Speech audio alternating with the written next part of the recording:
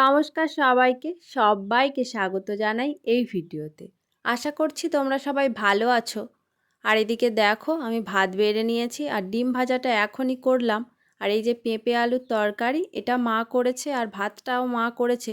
মা আর বাবা যাবে কাকিমার ওখানে, কাকিমা যেখানে ভর্তি আছে, আর কাকা তো অনেক সকালেই চলে গেছে। এদিকে সোনুকে আমি রেডি করছি, ওর খাওয়া হয়ে গেছে, ও এবার চলে যাবে। আর অন্যদিন বাবা ওকে দিতে যায়, কিন্তু বাবা তো আজকে চলে গেল, তাই আজকে মানু ওকে দিতে যাবে। আর মানু আজকে যায়নি, তার কারণ হলো সবাই তো বাড়ি থেকে চলে গেছে, এবার আমি একা থাকবো, তাই মানু যায়নি। আর সোনুও আজকে যেত না, অন্য সময় হলে ও যেত না, কিন্তু ওর পরীক্ষা রয়েছে তাই ওকে যেতে হবে। আর এদিকে ওর টিফিনটা আমি গুছিয়ে দিচ্ছিলাম, আর মানু তারপরেই ওকে নিয়ে চলে যাচ্ছে। আবার ছুটি হলে মানু আবার গিয়ে ওকে আনবে।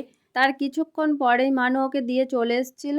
আর চলে আসার পরেই মানু দেখছিল গোপাল ভাঁড়, আর আমিও মানুর সাথে একটু বসে বসে গোপাল ভাঁড় দেখছিলাম। গোপাল ভাঁড়টা দেখতে বেশ ভালোই লাগে। আর তারপরেই শুরু হয়েছিল আমার রান্নার পালা।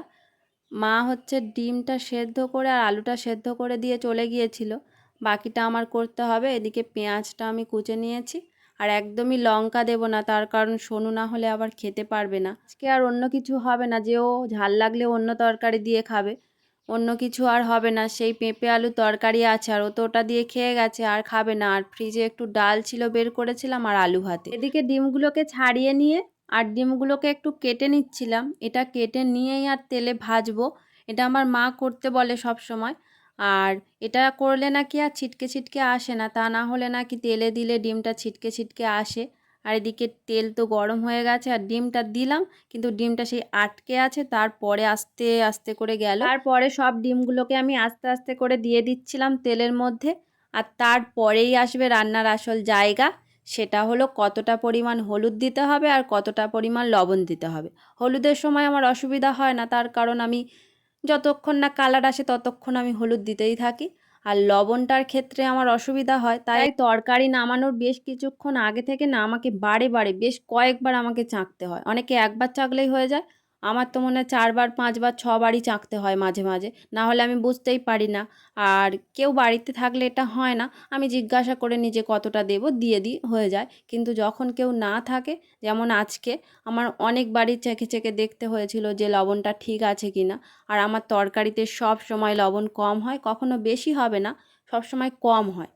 এটা আমি বুঝতে পারি না কেন এমন হয়। আর এদিকে দেখো আবার আমি হলুদ দিচ্ছি, তার কারণ হলো আমার মনে হচ্ছিল যে কালারটা ঠিক আসেনি, তাই আর একটু হলুদ দিয়ে দিলাম। আর যতক্ষণ না কালার আসে আমি তো ততক্ষণই হলুদ দিতে থাকি, এটা তোমাদেরকে বলেছি। আর এর পরেও বেশ কয়েকবার আমি হলুদ দিয়েছি, মানে আমার দিতে হয়েছে, আমি একবারে ভরসা করে দিতেই পারছি না। বেশ মনে হয় 3বার 4বারের পরে আমার হলুদ দিতে হয়েছে। আমার নিজেরই মাঝে মাঝে অসহ্য লাগে যে একেবারে তো একটু বেশি করে দিয়ে দিলেই হয়, আমার সেই 5বার 6বার ধরে এক জিনিস দিয়েই যাচ্ছি দিয়েই যাচ্ছি। আজকে ডিমের ঝোলের সব থেকে বিরক্তিকর সময় হলো এটা আমার কাছে আর কি। এই যে ডিমগুলো দেখো, সামনের দিকটা আর পিছনের দিকটা একদম ভাজা হয়নি, আর মাঝখানটা কি সুন্দর লাল লাল হয়েছে। আর আমি চাইছি ওই ডিমগুলোকে আমি দাঁড় করাবো, দাঁড় করিয়ে আর ওই সামনের দিকটা আর পিছনের দিকটা ভাজবো, কিন্তু কিছুতেই ওরা দাঁড় হচ্ছে না। কত চেষ্টা করছি কিন্তু কিছুতেই দাঁড় করাতে পারছি না। আর যার কাছেই যায় না কেন সেই স্লিপ খাচ্ছে, তাই যে স্লিপ খাচ্ছে আমি তাকে আর জোর করছি না, যা ভাই তোর হতে হবে না। এবার অন্য ডিমের কাছে এসছি, আর এটাও কিছুতেই হবে না। আর আমি তো চেষ্টা করেই যাচ্ছি করেই যাচ্ছি, আর এক হাতে আমার আবার ফোন আছে, ভিডিও করছি। আর এদিকে দেখো একে আস্তে করে আমি বসিয়েছি আর ধরে আছি খুন্তি দিয়ে। তারপর আর অন্য ডিমগুলোর আমি কিছু করিনি, যে হবে না আমার দ্বারা, বাদ দাও।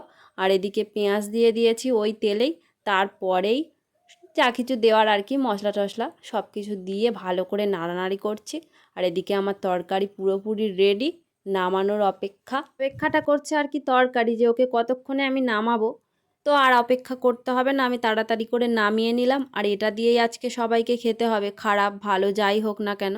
আর এদিকে আমি আর মানু দুজনে একটা করে পেয়ারা খেয়ে নিচ্ছিলাম, তার কারণ আমরা এখন ভাত খাবো না, সেই বাবু আসলে ওর ছুটি হলে তারপর আমরা ভাত খাবো, বাড়িতে আসলে একসাথে সবাই মিলে। এখন দুপুরবেলা সবাই বাড়িতে চলে এসছে, মা বাবা বাবু সবাই চলে এসছে। দুপুরবেলাটা ফুল বিকালের দিকেই, কাকা আসেনি, কাকা রাত্রেবেলা একেবারে আসবে। আর এদিকে দেখো বৃষ্টি শুরু হয়েছে প্রচণ্ড। আর সন্ধ্যার দিকে একটু চিড়ে ভাজা করেছিলাম, চা দিয়ে খাওয়ার জন্য। চা আমি খুব একটা খাই না, খুব একটা বলতে একদমই আমি চা খাই না। এদিকে আজকে ইচ্ছা হলো যে একটু চা খাবো, চিড়ে ভাজা করছিলাম, চিড়ে ভাজার সাথে ঝুরি ভাজা মিক্সড করে আর চা দিয়ে খাচ্ছিলাম। আর আমার আজকের ভিডিওটা আমি এখানেই শেষ করছি। ভালো লাগলে একটা লাইক করে দিও। দেখা হচ্ছে খুব তাড়াতাড়ি। টাটা।